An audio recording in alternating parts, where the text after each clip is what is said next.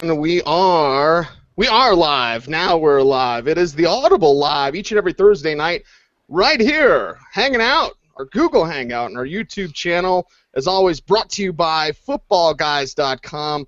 The full complement of weapons tonight as coming back from his vacation on the beach. Why would he wear this funny hat? It's Sigmund Bloom. Bloom, baby, how you feeling, man? Cease. I totally understand now when they say life's a beach. Yes, it is a beach. It's a beach in Calabria. That's where I want to be. Although now I want to be here with you guys. It was wonderful. It was really quite an amazing time. We reached peak vacation. I highly recommend if you like Caribbean beaches to check out Calabria, Vieques, the Spanish Virgin Islands. And it's good to be back, though, and I think everyone's ready to jump headfirst in. I did a mock draft for Roto World. I think maybe their magazine mock with many illustrious people. All the juices are flowing. I know every time we say something on Twitter, I can tell the degenerates, the people who are just as sick as we are, or every little drop, it's wonderful because and the next thing we know, we're going to turn these pages. It's going to be preseason, and the season will be here. Yeah, and it felt great, as always, to see everything fired back up. And I know this your mock draft engine is just getting revved up, Bloom. We'll say that. Matt Waldman's always revved up. And, Matt, I'm wearing a sauna suit tonight because it's getting hot in here with some hot Matt Waldman takes. Well, hey, if you start doing some jumping jacks and up downs, you might get a little as red as Bloom is after that beach that he's been in. He's kind of matching my hat right now. You can tell he's had a good time. It's the yellow. It's the yellow tint. I can't figure out how to offset my color palette here. Screw sunscreen, man. Just screw it, right? It's not jaundice, and Bloom hasn't been drinking. He doesn't have the red cheeks that alcohol Just coffee. do. Just coffee? Okay. Just coffee. That's it. And Dr. Gene Bramall joining the program, ditching the local baseball league hat, though, tonight, Gene. Yeah. I never have anything to say when you come to me last between degenerative juices and sauna suits. Let's just start the show. Yeah, let's start the show as we do often, always here on the Audible Live. Actually, if you're watching our channel, our YouTube channel, I just learned this. Again, we're starting off the new year with a new live version, a live show that you can watch here on YouTube.com, footballguys.com, footballguys, DOTCOM. And also you can hear it on the Audible on our iTunes feed. We thank everyone out there for listening, subscribing, commenting on the show as always. And here on Thursday night, you can comment on the show as it's happening underneath us. So make sure to do that, and we kind of get our chat room back that way. So you can react to me, but I want you to first and foremost, before we jump in, to check out the 2014 Football Guys Players Championship, awarding a record $2 million prize pool, making it the largest $350 entry event by a substantial margin. The 2014 FPC will offer our best ever grand prize of $300,000. Championship round prizes are expanded down to 650th place. League prizes are $2,000, with $1,500 for first place and $500 for second. Entries are capped at 7,500 teams, and all prizes are guaranteed. Football Guys Players Championship, known for the entire prize pool being escrowed for the ultimate in prize protection. Listen, you play in high-stakes fantasy football, you don't want to win big and then be like, I'm waiting, checks in the mail. No, not with us, not with the Football Guys Players Championship, not with our entire prize pool escrowed in the ultimate prize protection. Of course, Football Guys Players Championship drafts will begin on Saturday, July 5th at 1 p.m. Eastern and run all the way until Thursday, September 4th, right before opening kickoff. The entry fee remains the same at $350 per team and 3 teams for $1,000. The new software will automatically discount every third team by $50. Register to play. We got June 5th right now, but register to play before June 15th, and you'll receive a free 2014 footballguys.com Insider Pro subscription valued at $28.95. You'll receive 50,000 pages of customized fantasy content for free. Don't miss out signing up early for this contest, getting the free Football Guys subscription, and locking in your preferred draft time. It's the Football Guys Players Championship. Of course, make sure to check us out at footballguys.com. Now, speaking of hot, and speaking of big prizes, Matt, what is that pick? Is that more Bad News Bears? What is that, Matt? That's Phil River apparently a softball game in disguise. Incognito. To Deadspin. Incognito with a mullet. Mm-hmm. Oh, there we go. Okay. Go. Well, good and good. Speaking of big prizes, big money, and something that, honestly, Bloom, I have a love-hate relationship with Twitter. I understand it. I appreciate all the followers. I appreciate the interactions. I read my @replies, and that's it. Really, I don't look at the news feed. I wandered over today and saw a bunch of BS with the Kaepernick faux overreaction.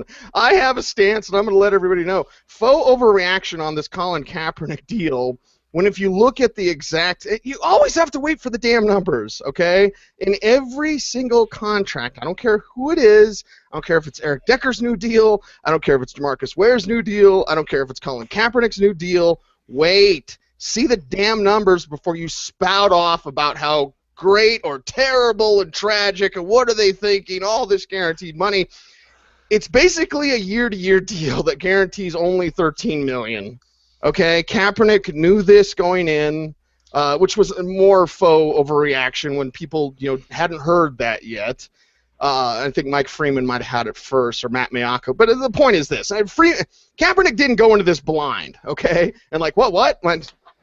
My deal's only $13 million guaranteed. No, he knew this. He wanted to not cripple the team with a huge cap number every single season. He knows that he has things to prove, which he does. He's a fantastic quarterback. He needs to develop as a passer. He's dangerous as a scrambler. I've talked about the 2 reads and runs. He still does that. He does that too much. And to elevate his game as a passer, he's going to need to continue working through those progressions. They've surrounded him with better talent, the wide receiver core, Stevie Johnson trade, all that, Bloom. I'm getting long-winded, surprise, but I wanted because you're out there swinging your sword, buddy. You come back from vacation, fired up, swinging the sword, hacking away at all these hacks that are out there, talking about how terrible this deal is. Sigmund Bloom, give us the real deal as we go through the biggest news item of the week, Colin Kaepernick's new deal, which is smart for both sides. Yeah, it is, and some hay has been made about it being a year-to-year deal, but Kaepernick's going to have to really drop off for San Francisco to not continue to pick up these options, okay? I'm basically calling it an option because, they can cut him before April 1st and get out scot-free. And, $12 million this year, $12 million next year, 14 in 2016, 16 and a half, and the cap's going to go up by the same token. So he's getting low-end starter money, $12 to $15 million. But let's remember, $12 to $15 million is more than the elite players at other positions get. So this just shows you, again, that line, we talk about the line sometimes on the show, that line of the adequate starting quarterback, and Andy Dalton is above that line. Alex Smith is above that line. Both these guys are going to be free agents next year. You're looking at $12 to $15 million a year, and you're always going to get players to bet on themselves. He's going to play out 4, 5, 6, if not the whole contract, and get the 100 and whatever. Then there's the de-escalators. Okay, sure, he can have $2 million a year taken off of his salary if he's not a first or second team All-Pro, or if he doesn't make the Super Bowl. Again, you're giving a player a chance to bet on himself.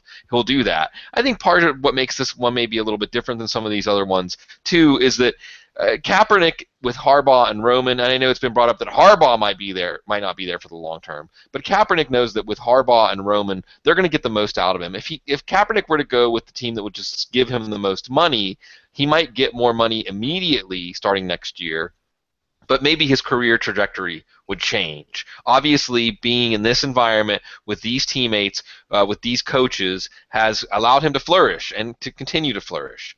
So I think it's a good deal for both. I do think that in a few years we'll look back and say that maybe he was a little below what his actual market value was at this point. But another thing that I think that it doesn't come up often enough is that for a lot of these guys, if you get $50 million over the first 4 years of the contract or $60 million, are you ever even going to notice that? Is it going to make any material difference in your life whatsoever? I hope some of these guys are making these decisions not based on that extra few $1 million at the margin, but on where their quality of life, the environment they want to be in, teammates, and so on and so forth. I think Kaepernick probably made a decision like that. So I think all in all, this is one where both sides can be happy, a win-win deal. A win-win deal for both sides, and such a big story item. Usually in news, everyone gets a piece and we move on to buy or sell. But Matt, I got to throw this to you. Gene, I got a question for you about this Kaepernick situation. Matt, anything to add here with the Kaepernick contract? Again, Twitter was a buzz, and the football world was certainly excited, some overexcited by this deal.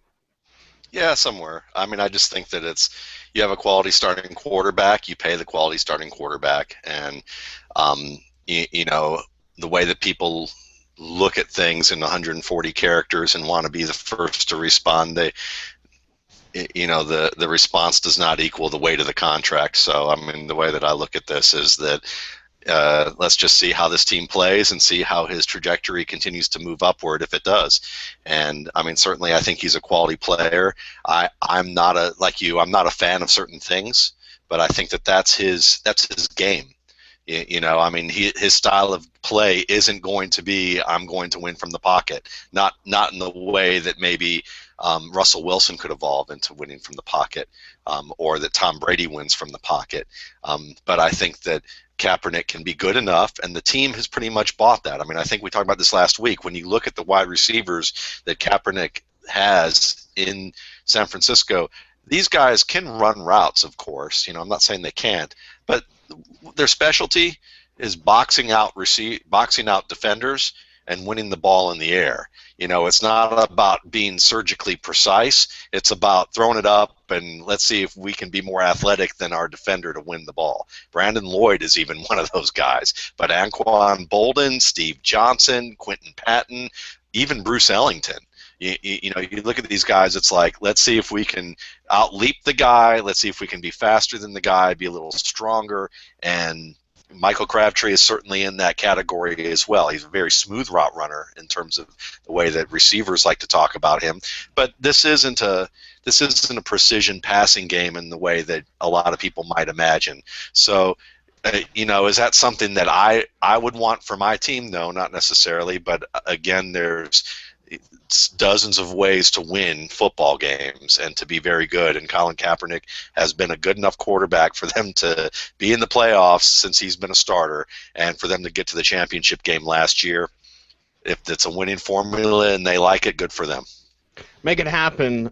Dr. Gene, of course, you're out there round Cincinnati parts. Andy Dalton, Bloom brought it up, one of those quarterbacks that's next. With the construct of this deal, which we now are privy to that information and the yearly salary that he will draw or could draw from the 49ers, kind of the buzz around Cincy is people talking about Dalton's deal next. Is this deal essentially a good thing or a bad thing based on that construct?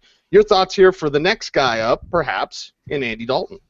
Yeah, I think, to me, it's definitely interesting to talk about Kaepernick, but I think what this means for the future contracts of not just the quarterback position, but a lot of other positions, but definitely the quarterback position in particular, is whether or not this is going to be the model for that second tier of quarterbacks. And I think Bloom and a few others on Twitter were specifically talking about that there's a paradigm for the elite level quarterbacks, and there's a paradigm for guys that you just kind of bring in as a stopgap until you can develop somebody better.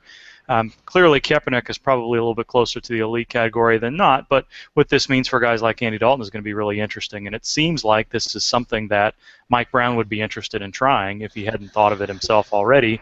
He certainly got it in mind, him and Katie Blackburn, trying to decide whether or not this is what they want to do with Dalton or not. Will Dalton sign a contract like that, I guess, is another issue. Kaepernick pretty much said right away that he was willing to make a bet on himself for this type of dollar layouts in the longer term.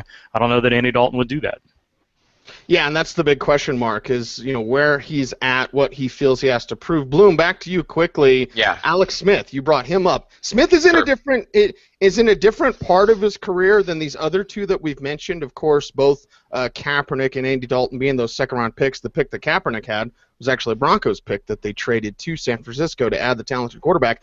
So Dalton could certainly take this type of deal. Smith, though, in a different spot. Older, maybe looking for that last big payday. Is he going to be, jumping at the chance to sign this type of deal?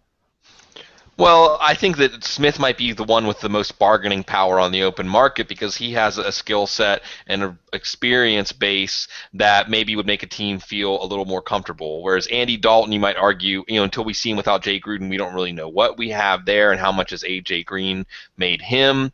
Alex Smith, maybe until 2 or 3 years ago, we would say is barely a starting NFL quarterback. But now I think we've seen, especially in the second half of the year in Kansas City, that he's playing the best football of his career, and quarterbacks age like fine wine. Alex Smith isn't in the neighborhood of Peyton Manning or Tom Brady, but these guys are 37, and they're still playing very, very good football. Alex Smith can be this Alex Smith until he's 34, 35, 36. I have no doubt about that. So I do think that he maybe could be one. Whereas if Andy Dalton went to the open market and played his hand, he might be overplaying it. And he might find that, no one's going to really give him that. He might have to settle for like a Matt Flynn kind of contract, like $10 million guaranteed and maybe a $9 or $10 million salary in the second and third year if he lives up to it. Whereas Alex Smith, I think a team in a playoff window, a championship window, can look at Alex Smith and say he's going to be a caretaker plus.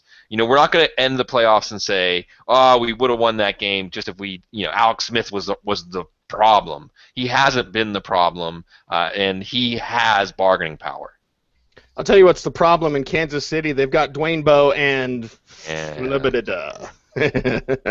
and nothing fantasy relevant unless Travis Kelce can get healthy, and we'll see about that. Matt Waldman, we've got some information, and again, the conversation about first-round running backs, players that could be top 5 backs, everybody's looking for those type of guys. I mentioned on Twitter, to turn this into a Bronco show, that Monte Ball should easily be a top 10 selection in most leagues, top 12, whatever your league is. Monte Ball should be in that first round. Somebody said, well, that's what they said about Trent Richardson last year. And yes, as one of those people that was promoting and bid hard on Trent Richardson last year, I'll say this. Why were they saying that? Because he had damn near 1,000 yards rushing and 51 catches.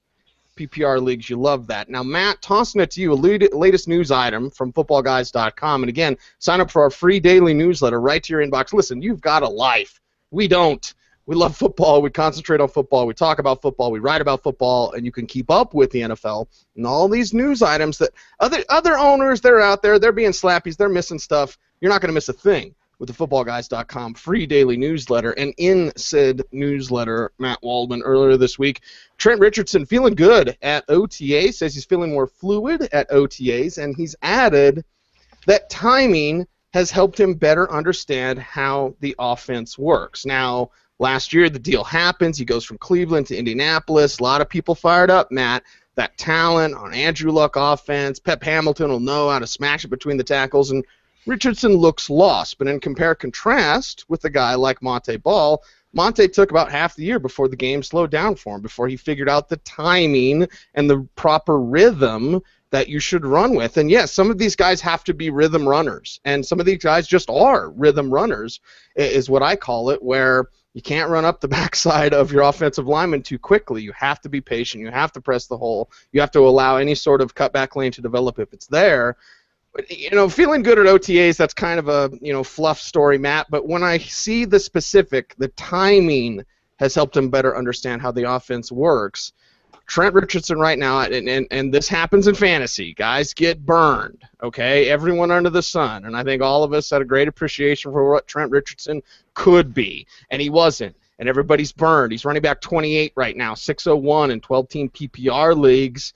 Matt Waldman, your thoughts when you see this news item about Trent Richardson, and you see that average draft position that puts him just above Pierre Thomas and just behind Rashad Jennings, running back 28 for T-Rich in Indy. Your thoughts here, Matt? Well, as Bloom says, he talked about that with quarterbacks, they age like a fine wine. Running backs are kind of more like Orson Welles at the end of his career with Paul Masson wine as as they age. So that's why I have Orson up here with his wine here with a drunk outtake. But really, when you look at the situation, Trent Richardson isn't at the Orson Welles stage of wine commercials. I think that this is more of a deal where you have to understand that he is a guy that just needed to get used to his offense. He talked about studying the film in the offseason and how he saw his mistakes. He realized that he wasn't patient enough in some instances. In other instances, he wasn't decisive enough, and he just wasn't reading the holes well. And to take that type of accountability is admirable. The fact that he is, a guy that you can pick as essentially fourth, fifth, sixth round running back at this stage of the game. I mean, his ADP right now, when you look at Richardson, if he's the guy that's picked 64 right now on average, that's a pretty good that's a pretty good round to be able to take a chance on a back that could end up being a quality running back 1 or a running back 2 starter for you. And because of the fact that over the past 6-7 years, an average of 58% of the backs that are drafted with an ADP within the first 24 picks, the first 24 running backs picked, 58% of them don't match their ADP as starters. Well, I don't know about you, but I like the odds of taking Trent Richardson that late because I can pick players who are decent before that. So talking about him as just writing him off and saying he's no good and he's a bust and all those types of things, that's all fine and well, whether you believe it or not. Still, as a fantasy owner, let's put away all the football analysis for a minute and about what's actually there and just look at what fantasy owners like to do sometimes, which is just look at values and numbers and play odds. And if you're going to play the odds, Richardson is a good bet. Now, going back to football and what really matters, which on the field I think does fuel a lot of this stuff, he's still a good running back. He's still a capable guy, and sometimes it's a matter of is the guy a quick study or not? Some guys just aren't.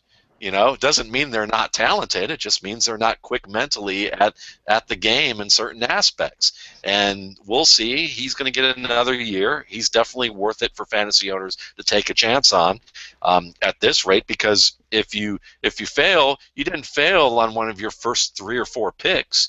I mean, that's where you want to pick safe guys if you get a chance, safe high-end producers, And to me, running backs have shown, other than maybe the first 2 to 3, aren't very safe high-end producers when you pick them in the first 10 to 12 picks of a draft. So I like Richardson here. And when you look at Monty Ball, as you mentioned, Monty Ball certainly in this offense where Peyton Manning is going to, like we talked last week about Noshan Marino and how he looked last year, he's going to clear the decks basically of any extraneous defenders from the line of scrimmage, and it's going to give Monty Ball a chance to be Noshan Marino 2 of last year, and probably an even better player. So that means that you're gonna get a good shot at a running back 1 from him as well, and I would say he's going to be no worse than a running back 2 in fantasy football, and that's not a bad investment. It's probably one of the safer investments at this stage. Yeah, you look at the workload that's going to be there. Also, I talked to Adam Gase this week, and I asked him specifically if he trusted Monte enough as a receiver, because Moreno had 60 catches last year. And I've always said Ball will outproduce him as a runner, but he'll probably have about 40 catches. Gase showed and commented about how he had great confidence and how the Monte is showing better hands than what they thought he had coming out of Wisconsin. So important note to watch there. As the fantasy football talk continues, let's talk about a rookie wide receiver who on Sunday declared himself fully ready to go after a wrist injury from the week previously in OTAs, and that was Marquise Lee with the Jacksonville Jaguars. Bloom, I think on Twitter you called him like one of the greatest mysteries of this draft. Like, did we get the 2012 version, or did we get the banged-up 2013 version? So far, it's the latter, because Sunday, I'm 100% healthy. I did the story on the newsletter. Marquise Lee gets a quote. He's 100% healthy. And then Monday, Marquise Lee is missing practice for an unknown reason. That unknown reason is now known. It's an ankle injury, Dr. Gene. He believes he could be ready to return next week for team activities late next week, but he doesn't want to rush back, and that he'll be ready for training camp.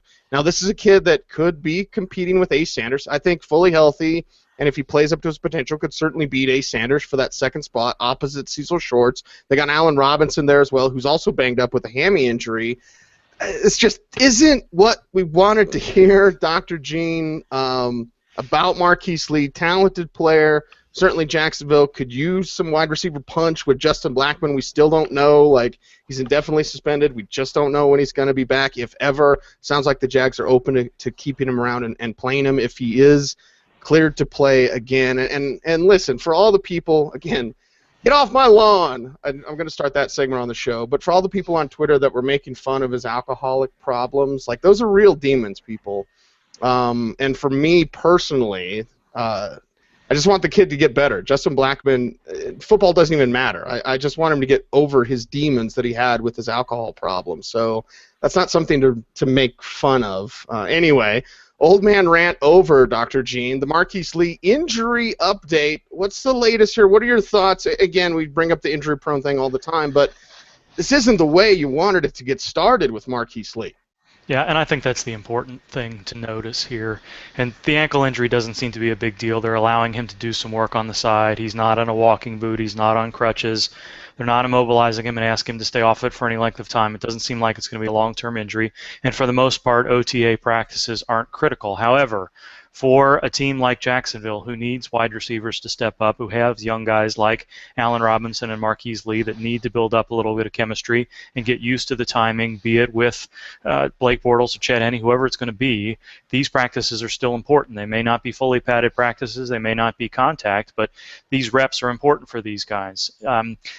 If they feel that it's just enough of a concern that they don't want him to get into a cascade situation where an ankle injury becomes a higher grade soft tissue thing, Allen Robinson as well, if those hamstrings become a little bit more of a problem and it causes him to miss some time in training camp because something that was a 2 or 3 day injury turns into a 2 or 3 month injury, and that can happen. We've seen that in the past. Then precaution is, they can still be there and watch the installation of plays. But it doesn't sound like the injury is that big of a concern, but the lost reps may turn out to be. Well, some more news items next as we approach buy or sell. This is the portion of the program where I'll toss out a topic, and then we'll choose to either buy it or sell it. And we're going to start in Seattle, and we're going to start with you, Bloom, talking about all this praise. It is a love fest, okay, about Kristen Michael. Now, Michael was a favorite of yours last year. Certainly, I think all three of us had varying degrees of appreciation from what Michael can do on the football field when healthy. You saw, what was it, the Instagram video? Somebody put out a video from practice. I don't know how they did it, but somebody put a video out of his run from OTAs, spinning off, reversing his field, etc. We already know the skill set, but now we keep hearing about Darrell Bevel. He's got mastery of the details of the game. Sounds pretty damn cool.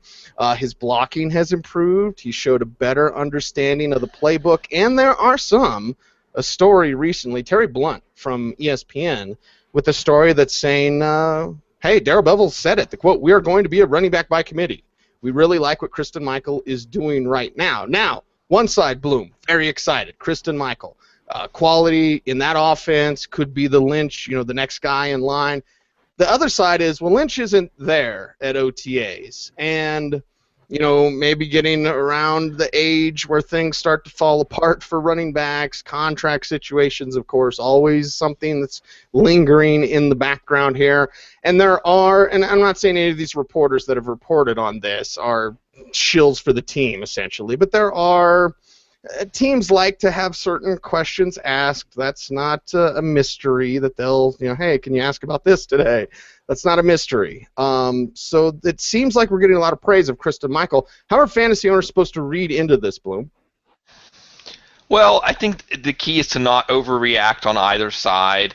It does make Marshawn Lynch a tougher sell as a first-round pick, because he is not going to be a prolific receiver out of the backfield. And if he's getting 15 to 18 carries a game instead of those 22, 24, 25 carry games that really fatten up his stat lines, then he's not your number one running back. He's maybe a really excellent number two running back.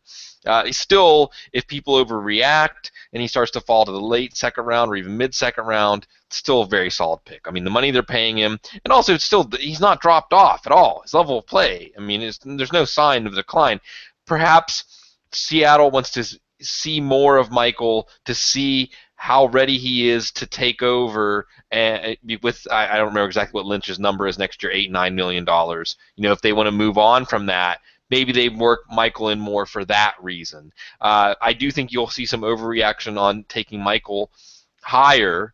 7th, 8th round is about the break point, but you're going to hang on to him all year. Kristen Michael, and by the way, that's how you can tell like the posers, right? Who says Christine, right? So it's just Christine Michael. It's Kristen. Anyway, both could be unisex names. Now, anyway, getting off track. The point here is that when you draft Kristen Michael, you're not going to cut him. Right? I mean, that's the whole point is if there's a running back outside of the top 10 who has the talent to finish in the top 10, it's the number one name on that list is Michael. He needs the opportunity.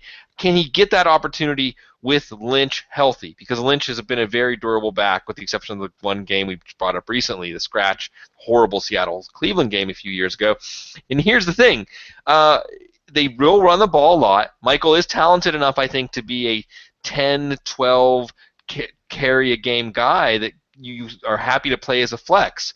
So it's enticing, and I love the upside, but as I've been doing these mocks, in the 7th, 8th, 9th round, there are a lot of enticing players, especially in these early mocks. So I'm probably still staying away. I think this is one where you go the opposite direction of the news, which is going to push Lynch down and push Michael up. Michael's time will come. I'm just reminded of other running backs in the past that we've really had to wait for the incumbent starter to be out of town before they really arrive for fantasy football. Dr. Gene, buy or sell this Kristen Michael love fest that's going on in the news lately? Didn't we just talk 2 weeks ago that Marshawn Lynch was going to get all the carries and they didn't see the likelihood that there was going to be anybody else behind him? Right. So, I mean, I don't know that I would buy or sell necessarily one versus the other. I think what we know is Marshawn Lynch is the caliber of back that can handle 350 carries and has in the past. And although he's got a little bit of a bulky back at times, has proven that he can do that over 3 consecutive years now. And we know that the Seahawks not only Kristen Michael, but also took a look at Robert Turbin at one point as well. They're not shy about bringing in backs to put behind their bell cow and Marshawn Lynch just in case. So I think they see those guys as both talented enough, probably now Michael more than Turbin.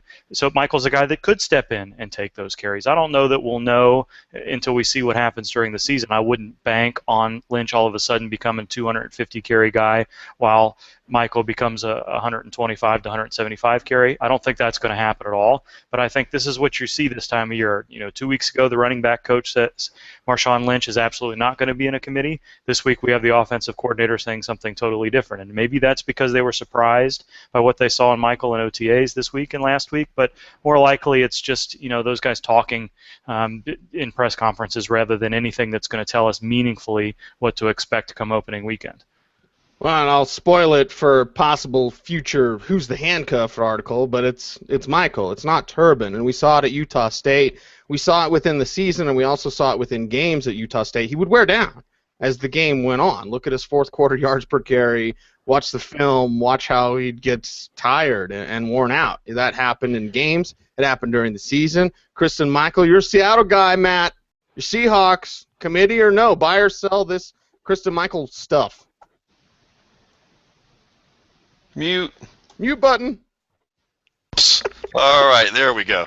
Yeah, I think I'm selling it for right now, and really what you saw here with the position coach saying one thing and the offensive coordinator saying something else 2 weeks later is probably a classic case of we need to get a guy's confidence up. And so let's get the media, let's feed something to the media to ask us a question about him, and then we can talk him up. This has been done with second and third year quarterbacks on a regular basis with teams as a way if there's a guy that hasn't played very well, or the media has pounded on him like he is a heavy bag in a boxing gym, then you are going to end up in a situation the next year where they want to get the guy's confidence up a little bit, and they think that maybe feeding something to the media to where they can ask a question and say, "Oh yeah, he looks fantastic," it can be a way of that. Now, let's not compare Marshawn Lynch to Christian Ponder or a Blaine Gabbert or somebody like that. Kristen Michael to that, because Michael obviously is a talented back and he looked really good, and I think that there is some merit to what they probably saw. And if they're saying he's light years ahead of where we expected him to be, that's a good sign that things are heading in the direction that they want it to.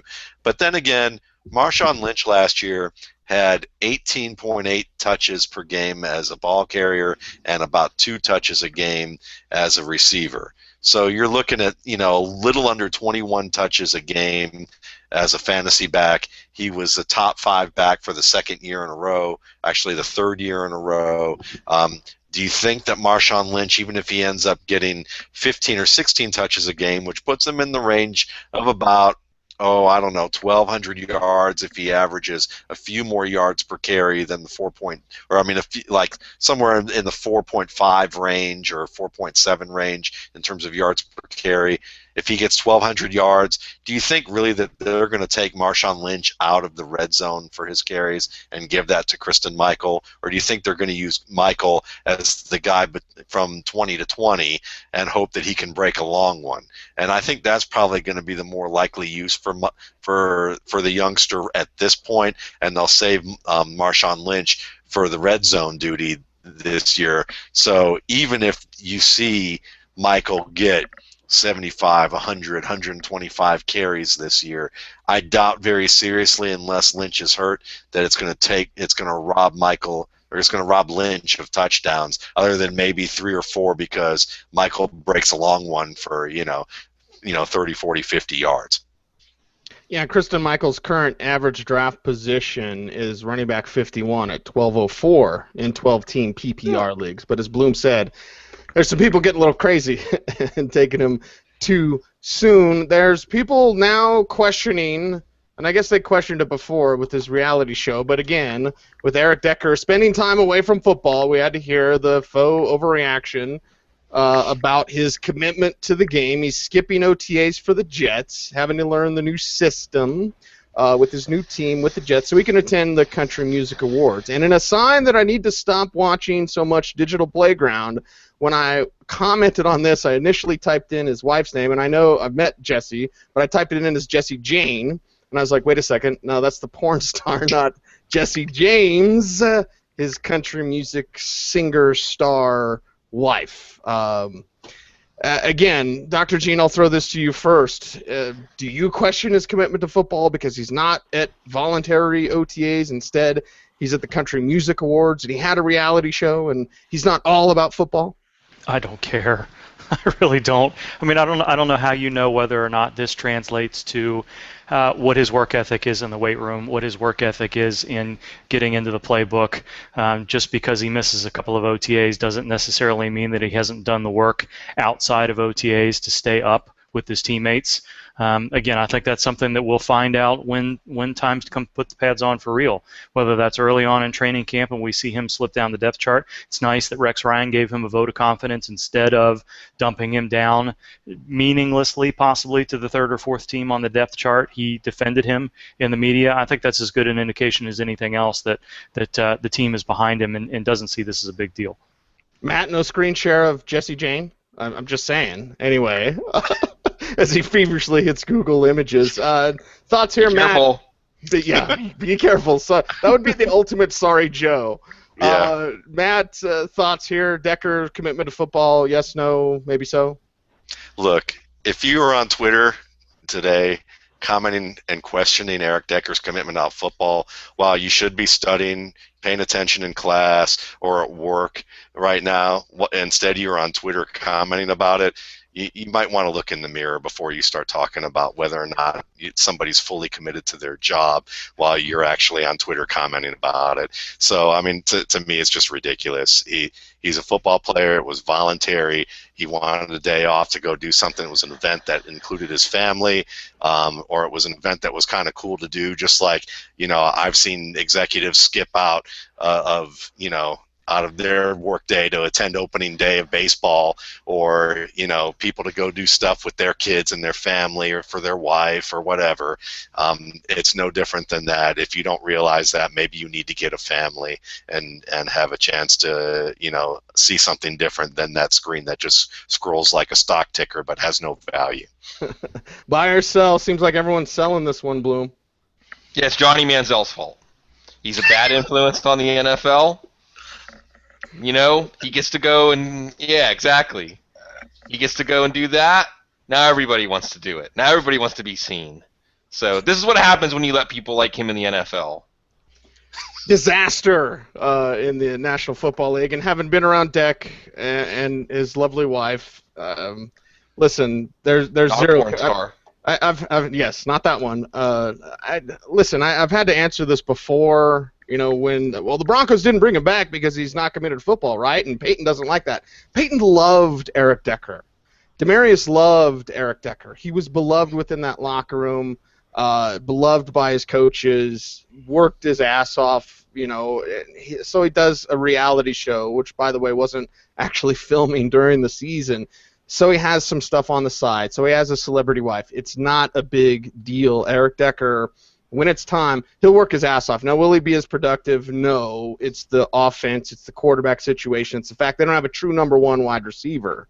So if you're expecting those numbers from Denver, it's not Peyton Manning anymore. It's either Geno or Vic, and there's plenty of stories. We talked about that last week, Bloom, about, they're going to give Geno every chance they can, but it could be Vic there as well. Looking over average draft position, it seems like fantasy owners are being wise with Eric Decker at this point. Wide receiver 34, coming off the board at 801. Sounds about right for Decker this year. Buy or sell moves on the Audible Live each and every Thursday night. Good job, Matt Waldman. And the next item that we have up, and Matt, I'm going to throw this one to you first, from Tampa Bay.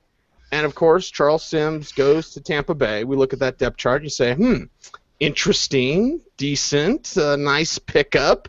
And then we see Jeff Tedford. And in a Lindy Infante type way, if I may bitch and complain some more, years ago, Ted Marchibroda was the Colts head coach, and he knew how to use Marshall Faulk. He got canned. Lindy Infante came in from his time with the Packers, and he's like, there's no superstars. I'm going to spread it around.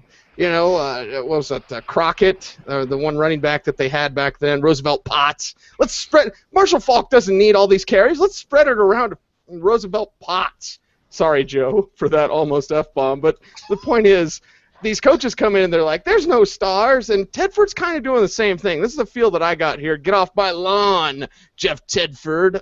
Matt, your thoughts when Jeff Tedford says, I think you have to alternate. He talks about J.J. Arrington's a 2,000-yard rusher at Cal when he was there. And a couple of times guys had 1,000 yards apiece, but he doesn't believe that one back can carry the load. It's just too physical.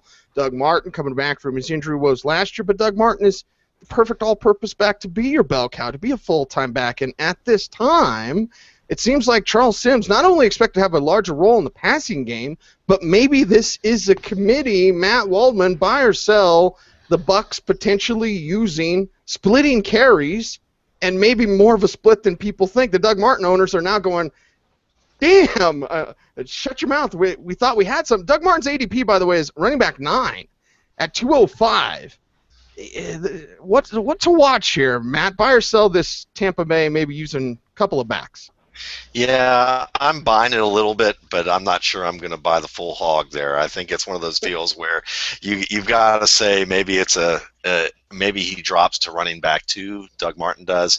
I need to look at the Football Guys article that came out. I'm trying to remember who it was. Was it Kyle Wachtel, Bloom, who did the article, because I think he studied. I didn't get a chance. Yeah, he studied Tedford's tendencies and what they have there. So maybe Bloom's read it and we'll get a chance to comment a little bit more on that. But I will say that, I doubt very seriously that Sims is going to eat so much into Martin's time that he becomes a complete fantasy disappointment. But I think that running back too, if you're disappointed that you picked him as a late first round guy and you end up getting a mid second round guy, and that's disappointing to you, then I can't help you out. But I'm sorry, I feel bad for you on that end. But I don't think it's going to be that much of a disappointment. Sims is not as physical of a runner as Doug Martin is. He has issues being able to break tackles in a way that are going to get him into the open field and make long runs. He's the type of guy that likes to finish by twisting and turning in a pile as opposed to lowering the pads and running somebody over or ducking through them. And that's what Martin does well. Martin breaks a tackle at the second level, and he's got another 25, 30, 45 yards to go. Charles Sims doesn't usually break tackles at that level. He tends to push the pile a little bit, turn his shoulders, and back his way for another 3 to 4 yards.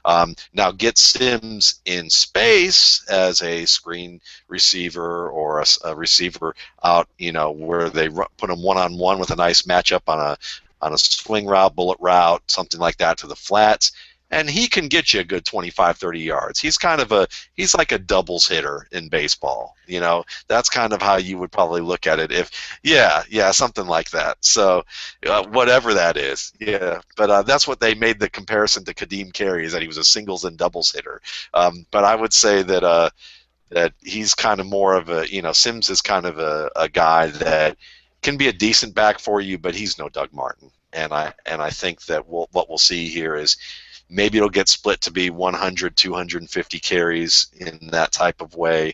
100 for Sims, 250 for Martin. Maybe it's something to that range, but I don't think it's going to be a true split. Well, and you look at Martin, he's got a faster processor as a running back. Before he's crossed the line of scrimmage, he's already got the second-level guy set up to beat. He's thinking about the third-level guy. He's thinking about the safety. Sims, as much as I appreciate him, he's a good all-purpose back, but he's good. He's not great. Doug Martin can be great and has been great in this league. Martin processes quickly where he's beating guys before he's getting across the line of scrimmage. Sims is processing who he has to beat as they're approaching him. That's a huge difference. Bloom, you're up, buy or sell Tampa Bay using a committee. I'd sell it. I mean, I do think that it's true that Doug Martin at his current ADP becomes a little more of a worry. And I'll say this. I mean, bringing in Charles Sims, I think, had to do with his unique skill set. I do think he's going to be more of a receiving back. I think it's going to hurt Martin, especially in PPR leagues. I do still think Martin's going to be the man as far as the backfield goes, and I'm not chasing Sims, but it may make me reconsider Martin in the second round. Going back to the article that Matt brought up, Kyle Wachtel, and he did a series of these in the offseason with new offensive coordinators. Some of the main findings here are Tedford skewed run heavy and not particularly fast-paced during his time at Cal. Now, because of the investments in the passing game, perhaps it will be closer to the typical pass-heavy split of the NFL. But the running game will be relied on. So there is definitely some hope there for Martin. But he's not going, unlike, say, C.J. Spiller, who both Martin and Spiller were going in the top 6 last year. Both were extremely disappointing, mostly because of injuries, few other peripheral factors. You can get Spiller in the third round, you can get Martin in the second. I know which one I want. Dr. Gene, buy or sell this Tampa situation, and give us your thoughts on Doug Martin as he tries to return from last year's knee injury. Well, I think it was more of a shoulder than a knee, if I'm remembering correctly. It was a labral type deal. But I think he should be healthy and recovered from that. I'm not too concerned about that. It was more of a stability issue for him last year, and with the surgical procedure that he had, that shouldn't be an ongoing problem. I think I would sell this simply because if Martin is healthy and he's running well, I just don't see a rookie like Sims coming in and being effective enough to have them take Martin off the field for maybe more than one series per half. And call that a rotating situation. Call that a committee situation if you like, but I think it's still going to be heavily skewed in Martin's favor. And there we go. Buy or sell continues, and people love rookies. Lord knows I love rookies. And if you've ever drafted against me, you know that you got to watch those rookies when I'm up. A rookie that you can have him, honestly, is Bishop Sankey. Listen, this is getting a little, it's getting borderline stupid. Bishop Sankey is now going off the board.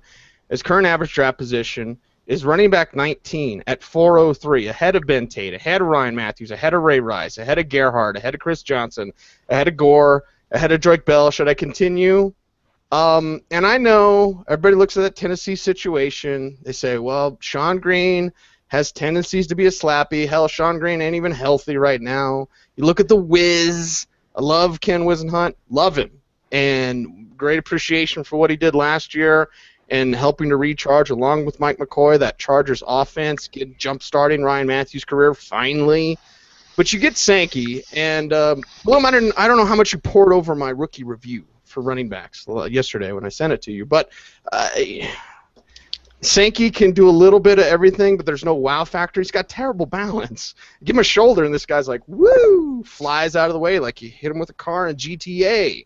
That's Grand Theft Auto, Bloom. I know you're not a gamer anymore. But so anyway, Bishop Sankey to me, a back that's going to be a lifetime committee back. He'll eventually be replaced by a more talented guy. I know we're hearing some stuff. Of course, you follow our guy Jim Wyatt on Twitter. You're going to get some great Titans information. But this Bishop Sankey thing, I see the ADP. I totally sell this, Bloom.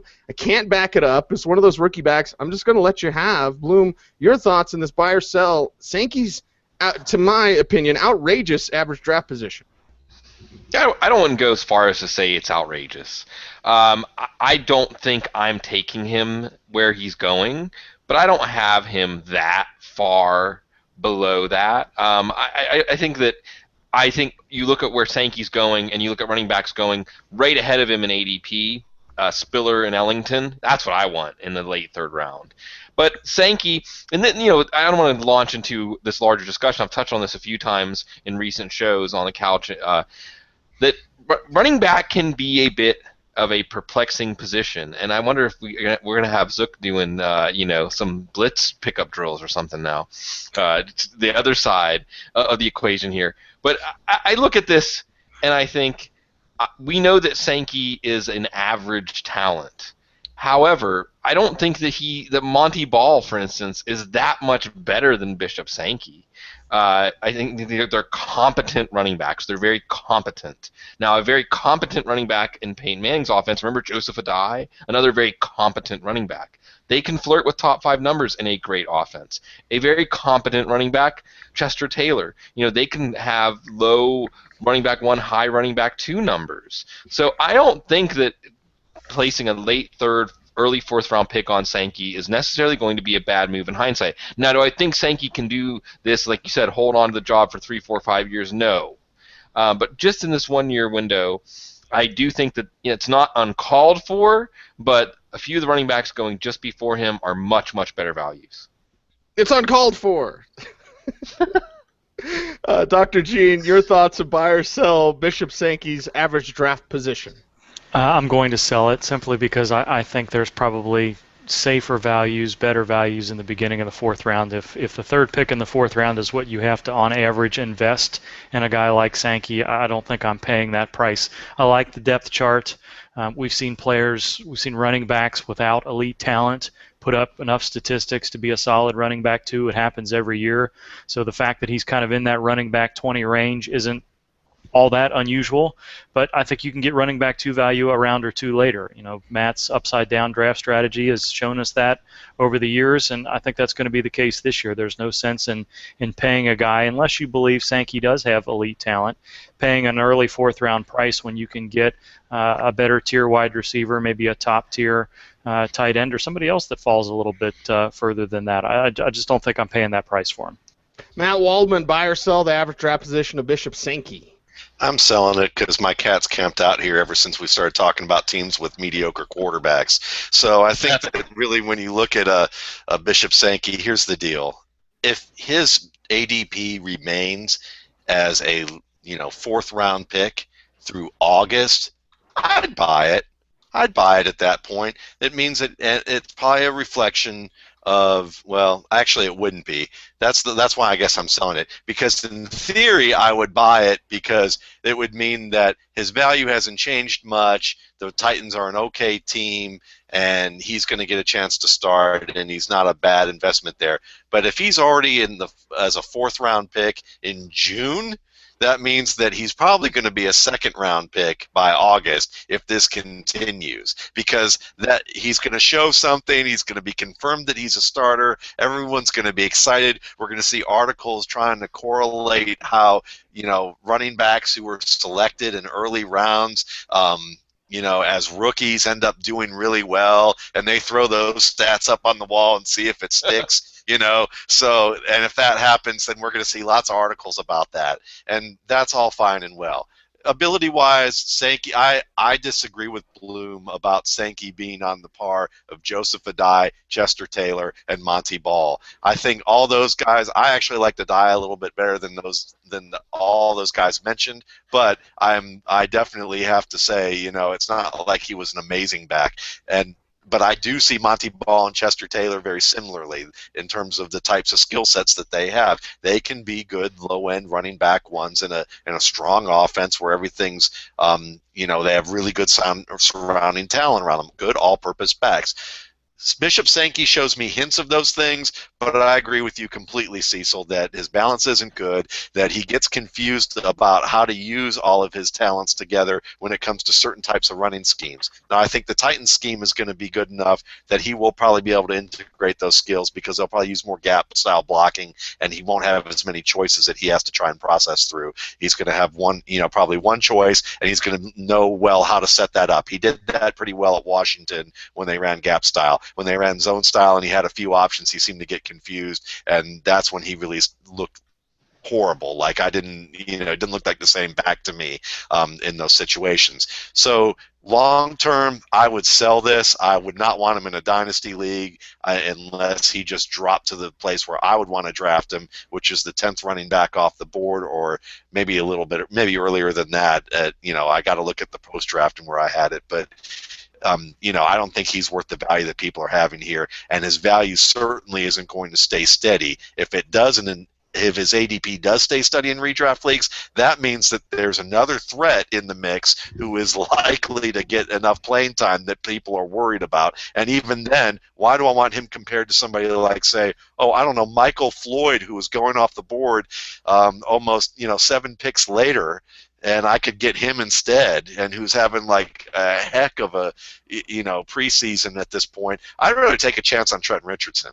I mean, I know that Sankey might end up having a better year than Richardson, and for a variety of reasons, but Richardson and Steven Jackson are going, much later, a round and a half later than Bishop Sankey. Yeah, easy. I'll take those two guys, those old guys. Yeah, take it all day and take it to the bank, take it to the house, whatever you want. I've come up with the right comparison, the correct comparison now. We've all seen the game shows, like the Japanese game shows where they put the head on the baseball bat and run around and then try to run in a straight line. That's what it's like. Like he comes onto the field and just like, whoa, wait a second. Tipping over. Let's talk about a couple of guys that can play running back. That's a segue. I had a chance to talk to Joe Biscaglia, WGR 550 out in Buffalo this weekend, and asked him specifically about a news item about C.J. Spiller and Fred Jackson in the backfield at the same time. He said the addition of Bryce Brown has given them the confidence and the courage to put both of their backs in at the same time because now they feel like they can really use both of them, whereas last year it was like, well, what if somebody's hurt and we can't put them on the field at the same time and blah, blah, blah. And now it seems like they're more bold because they got Bryce Brown in their back pocket. Dr. Gene, are you buying or selling CJ and F-Jacks in the backfield at the same time? Is this something we'll see come to fruition for Buffalo? And if so, how effective can it be? I'd really like to buy it. I just wonder whether or not they're going to follow through with it. We hear this, it seems like one team or another almost every year where, there's a duo of running backs that they'd both like to get on the field. The skill sets are separate enough where they could be able to do that.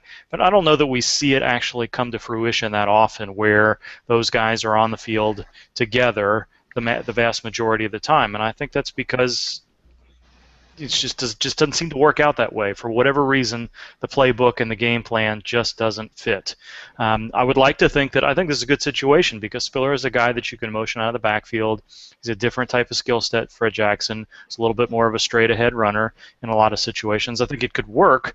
Whether or not it actually happens due to playbook considerations and everything else, I'm a little bit skeptical. Matt Waldman, backfield at the same time, CJ and F-Jacks. What do you think? Buy or sell? I'm selling this. I'm selling this the same way that I would sell a concept car. That's basically what this is, what Gene described as a concept car. They come out every year, they look cool, the idea sounds great, and then you never hear about them again. And I think that's probably what's going on here with C.J. Spiller. C.J. Spiller, Fred Jackson situation. Fred Jackson is getting kind of old, but then again, he hasn't had the long-term career in terms of the wear and tear, and he's the type of guy that could defy the odds.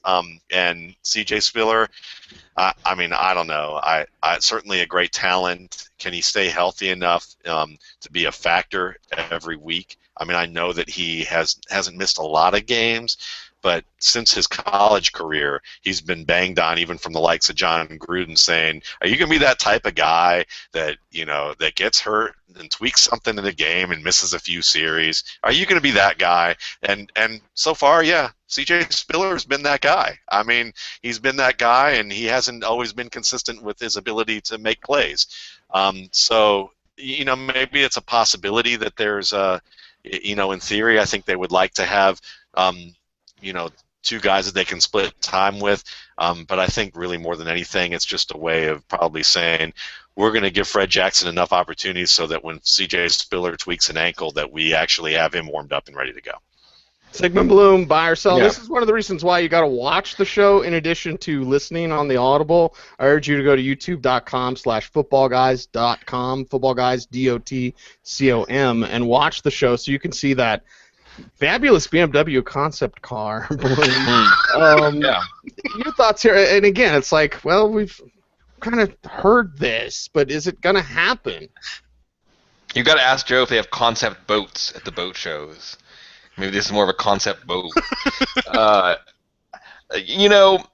think that it's interesting, and certainly I'll just use this as an opportunity. I'll say, I'm selling that it's going to be something that important for us to care about for fantasy football, but it's another moment to call attention to the fact that Buffalo did lead the league by a decent margin in rushing attempts last year, despite being a 6-10 team, despite having poor quarterback play. So in the second year of the implementation of the system, they should be creating even more volume in the running game. So C.J. Spiller, Fred Jackson, there's a concept boat. That looks like Knight Rider's boat. Is that like what David Hasselhoff would jump into and the car would turn into whenever they had to pursue someone on water? That's awesome. I'm saying this, and everybody out there is probably like, David Hasselhoff, Knight Rider? What? Old men. Anyway, so the Buffalo running game is going to be potent, and they're going to come up with new wrinkles, and they're going to come up with things. This may or may not be in one of them, but I think that it's still going to be the focus of the offense, which is another reason why people are going to get sick of this. I'm endorsing C.J. Spiller in the third round. It's like the third time I've talked about that tonight. There you go. It is the Audible Live. Couple of more buy or sell items. We will get to your Twitter questions. Make sure if you're watching the show live right now, commenting on the stream, the chat room can react to me now. Then hashtag Audible Live, and we'll pick 4, and we'll ask 4, and we'll answer 4. So make sure to check that out again on Twitter at the Audible, hashtag Audible Live on the show tonight. A couple of more buy or sells. And this one, I've got to go to you first and foremost, Dr. Gene. David Wilson showing significant progress for the New York Giants. We're going to talk about that battle at the running back position. I believe we got to make fun. Talk about Andre Williams last week on the show. But David Wilson, with this significant progress that he's showing, this is nothing but good news. But how excited should people be getting about this, Dr. Gene, as Wilson tries to come back from that neck injury? I don't know if I would say it's significant progress or not. I think you can clearly see some spin in what's coming out about David Wilson over the past couple of days. I don't think they would have set up an MRI, an exam to try to clear him if there wasn't some hope that he'd be able to be cleared. But by the same token, I don't think that this is a big deal. Some of the speculation, I had immediately after hearing it wasn't cleared was just hoping that, most times, what happens with that particular procedure he had is they clear out all the disc tissue where the herniated disc was, and they put a bone graft in between those two spinal bones, and it takes time for that to fuse. That's what the fusion is, and they're not going to clear him for anything strenuous, especially something around the neck area, until that bone has fully healed. A lot of times it's kind of a 3 to 4 month procedure. We're at 4.5 months right now, so maybe he's a little bit on the long end of things, and they were hopeful. And Wilson was clearly hopeful that he'd be recovered enough to be cleared. But, if they were worried a lot about him, they wouldn't have allowed him to take handoffs and a helmet and shoulder pads, even though it wasn't a contact situation. And then Wilson himself confirmed that that's what the issue was. They're just still waiting for the fusion to heal. And I think, that makes sense. I don't think that's spin, because they're going to take another look at him in 6 weeks just as training camp starts. So I don't know that I would consider this a definite setback. This isn't an indication that his career is over. I don't think it's a sign that they were worried about the spinal stenosis itself. I do think it was nothing more than we're still waiting for the fusion to heal, and the fact that we're hearing progress and optimism from Adam Schefter, from Ian Rappaport, from multiple beat writers in New York means that they expect that fusion to be healed in July. If he's not cleared at the beginning of training camp, then I think we're looking at a totally different situation. But I don't know that I'd go overboard thinking that he wasn't cleared. What does that mean? And I wouldn't go overboard with a significant progress side of what we're hearing as well. Let's see what happens in July. It's a little bit of a setback because he's not cleared to get back out there in OTAs, but I don't think it means that he's not going to be available for training camp. Bloom, how do fantasy owners react to this buy or sell David Wilson's neck and his recovery? His current average draft position is running back 46 at 11.05 before guys like Trey Mason and Lamar Miller. Bloom, your thoughts? Yeah, I think he becomes less attractive. I mean, I moved him down on my board. He's just further from being back on the field. The Giants have to go forward not knowing at this moment whether he can be part of their plans, which is reflected in signing Rashad Jennings and drafting Andre Williams anyway. So as much as I think that there still could be hope for David Wilson down the line, and perhaps even this year, I think that you mentioned those names, Mason, Miller, with no Sean Moreno being a little soft around the middle. I'm looking for guys. Here's the thing with my picks in the second half of the draft, 10th, 11th round on. I want to know in the first 3 or 4 weeks of the season what I've got. Okay, David Wilson might be a guy that you have to hang on to for 6-8 weeks to really see if he's going to pop in that way to seize enough of the backfield to justify that pick. And this delay in his return, even if it is only a minor delay, as Gene said, for it to be news that he wasn't cleared, that means there had to be some expectation that it was possible that he was going to be cleared. So no good. Matt, tossing it to you, but I cannot pass up what Bloom brought up, no Sean Moreno's beer gut. Let's take the guy with the license plate that says sauced, that's had problems with alcohol, and put him in South Beach. Okay, let's give the Zippo to the pyromaniac. Anyway, Matt, your thoughts there on Wilson, the recovery, fantasy owners' takes in buy or sell? Look, man, there's a lot of good salsa clubs. He should start salsa dancing. Maybe he can get some of that off, before he even puts it on. But yeah, exactly. There you go, Bloom. But I'm selling this just like Bloom and Gene for this year. I am buying it low for next year in dynasty leagues because I think if you can get him for a 3rd or 4th round pick next year or as an add-on to a deal, he still has the talent to be a very good player in this league.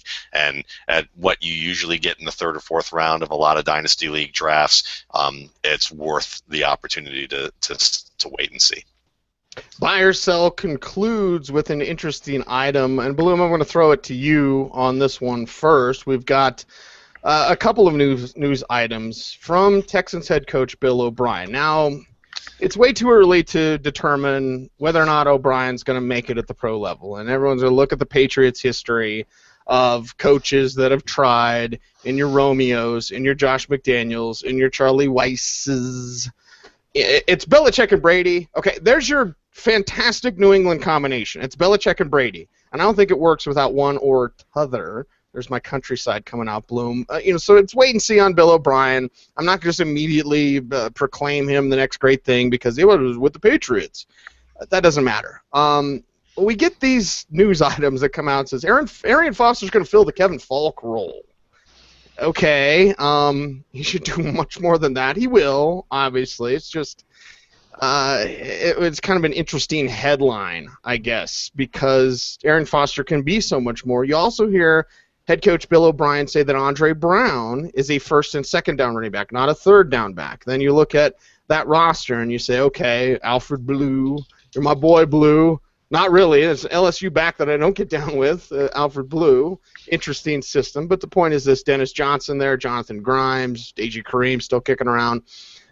Arian Foster's workload could be enormous with his Kevin Falk plus role. Interesting news item to buy or sell Arian Foster's role this year, Bloom. Your thoughts?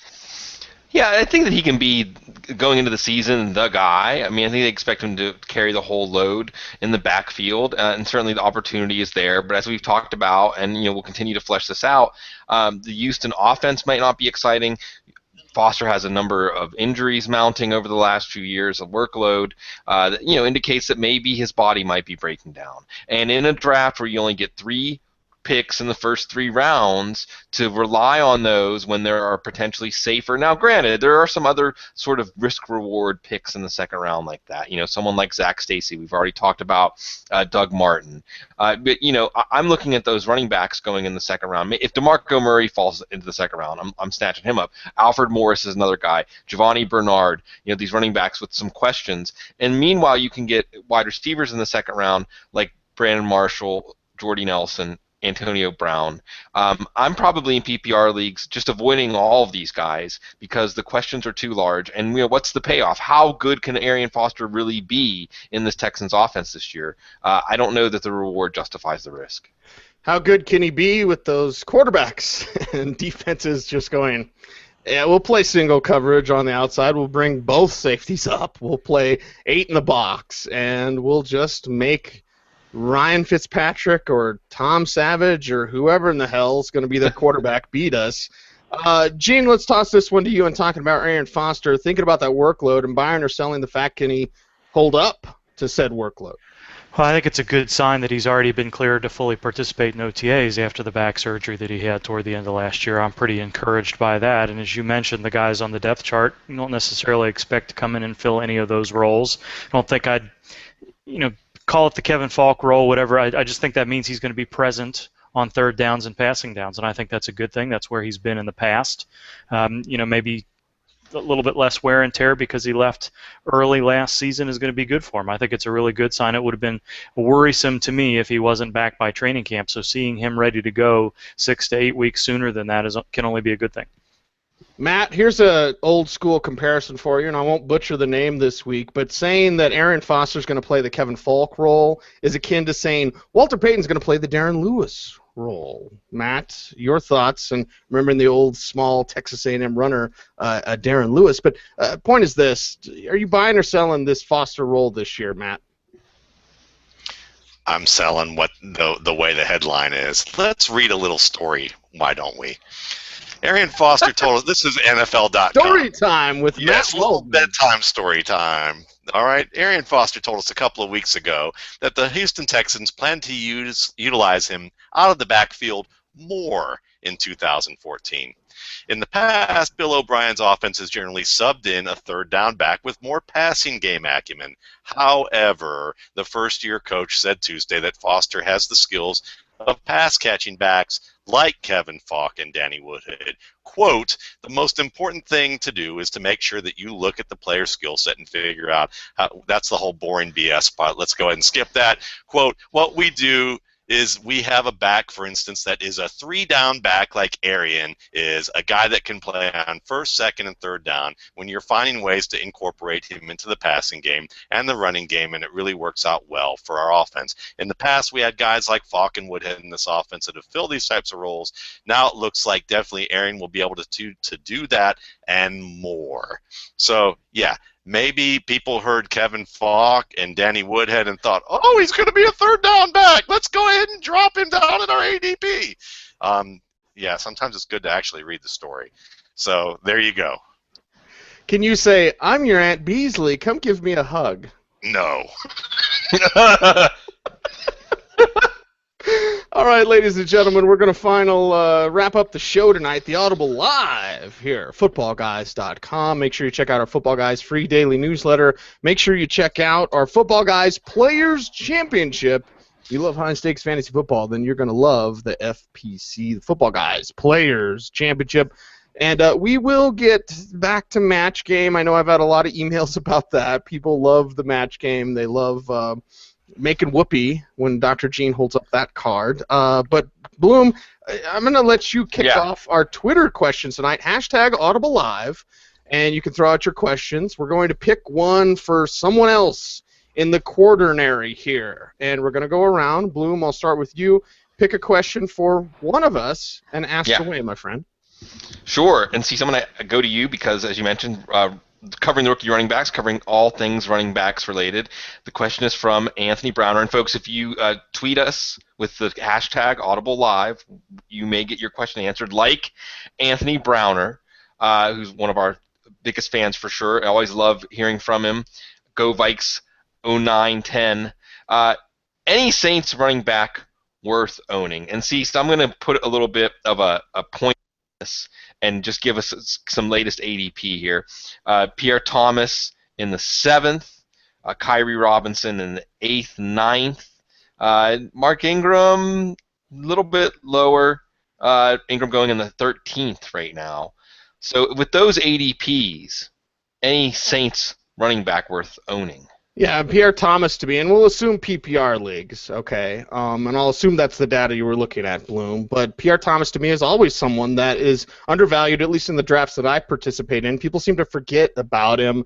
There are less and less people still holding on to the Mark Ingram hope that he'll turn into anything there. And I know we get the same news item coming from Sean Payton every year. We're going to run the ball more, and then that doesn't really happen. But Thomas and what he can do as that receiver, if you're going to catch 70 passes, I want you on the team. And if you're going in the 7th round, and if drafts that I'm in, you're falling to the 8th and 9th round, I'm scooping you up, no problem there. Robinson is a player that I'm excited about because of his balance and ability to keep plays alive after contact. And I think whereas the running back position is changing into specialist, and Robinson, make no mistake about it, he is a specialist. It comes down to two things. You've got to be kind of an all-purpose guy like Pierre Thomas where you can make those catches and you can do something after the catch. But as a runner, you have to pick up those yards after contact. Banging it between the tackles for 3 yards, and especially on this offense, it's the Saints, for the love of God, they don't do that. And that's not the way football is trending. It's trending to get guys in space. And essentially, in a way like college football, out-athlete guys. Robinson is a guy that can out-athlete, but he can keep his legs moving after contact. He can run through arm tackles, and he's more swift and has some deceptive speed. So I like that. So I'm interested in watching Kyrie Robinson. If the ADP is correct, 8th or 9th, it sounds about like a good spot there. Of course, staying away from Mark Ingram. But Pierre Thomas, Bloom, to answer your question, is always the top guy from New Orleans to get because of that pass catching ability and because he always seems to outperform that average draft position. People forget about him, and then lo and behold, even not through the bye week gauntlet, maybe before then, you're still flexing Pierre Thomas, and he's producing for you. Now, in our Twitter question segment, how about we go to Dr. Gene? Dr. Gene, pick a question, hashtag Audible Live, that you would like to ask somebody, not me, I've been eliminated now, but ask somebody, Dr. Gene, a Twitter question with the hashtag Audible Live. What do you have? Oh, I had 2 here, and I think I just clicked on the wrong thing and lost it. I'm not sure who asked this question, so I'm sorry. There was a question there that wanted to know Gio Bernard versus Andre Ellington in PPR leagues, and I think that's maybe not as simple as question to ask as it looks, but Bloom, why don't you compare and contrast what the two of those guys look like, fit in the offense. Both of them are going to be attractive in PPR leagues. Upside versus floor. Just expand a little bit more rather than just picking one versus the other. Sure, it was Adam Avery with the question there. Thank you. And they're very similar. They're in very similar situations. Both of them have the ability on limited touches to be a good fantasy play in any given week. Their size probably limits them from being a classic 350 touch true workhorse back. Both of them have these factors. In Ellington's case, it's the coach and the seeming beliefs of the coach that they don't want to wear him down, don't want to overwork him. And with Cincinnati, it's the power running nature of Hugh Jackson's philosophy, the drafting of Jeremy Hill. I think showing that clear idea of having a thunder to Bernard's lightning. Now, I do have Bernard slightly ahead of Ellington right now in my PPR rankings, just because I think that Bernard has a better chance of being that 300 carry back. But I'm very comfortable with Ellington also as my running back too. And then again, we go to the great equalizer of ADP. And by the way, Cease, Pierre Thomas, I was actually looking at standard. I didn't check. He's about a round higher, so early 6th round right now ADP for Pierre Thomas in PPR leagues. We look at the PPR ADP for Giovanni Bernard is mid-second, and Ellington's mid-third. And I have these guys close enough that I think that makes it a slam dunk for Ellington being the better value. Now, if I were choosing between the two of them, I probably would go with Bernard, especially because if I was choosing between the two of them, I would hope it's in the second round. If it's Bernard falling, if I'm choosing between them, whether it's the second or third round, I feel like if Bernard is still there in the third round, then maybe Ellington will slip to the fourth. And if I'm choosing between them in the second round, then I know that Ellington has a really good chance of being there in my pick in the third. So even if I had Ellington ahead of Bernard in my rankings, which maybe I'll get there eventually, I would still take Bernard first because I think Ellington is the one with the better chance of being there next time around. Matt Waldman, Twitter questions bound, hashtag Audible Live. And Matt, now that Bloom has been eliminated and I have been eliminated, you can ask yourself or you can ask Gene. Twitter question, hashtag Audible Live. Matt, what do you got? All right, before I ask Gene the question that I know that my man, that boy Wolf, Ryan Hinton, wants to ask you about Bert's back surgery, I have a question for all of you because of something Bloom said in his last one here. He mentioned thunder and lightning in the backfield. I don't remember when thunder has really done any damage in an NFL backfield. It's kind of like weather. Lots of noise, little impact. So I'm just curious, is there a thunder and lightning combination that has actually been worth a darn? Lendell White. Yeah, come on! Come on, big fat-ass Lendell White. Loves smoking weed, Lendell White. Come on. Now, Matt, Chatfield Charger, Lendell White. Dickie Woods and James Brooks. That's my old They Bengals didn't guy. even invent that phrase back then. I didn't know That that was was... Angels bowling back then. That's how old that is. Brandon Jacobs. Thanks for setting the parameter that we could only discuss running backs in the last 3 years. Then Hey, well, that's how it works. MSNBC, Fox News, whichever one you Goalposts. choose, Yeah. they move them. That's how it works. I just trying to fit in.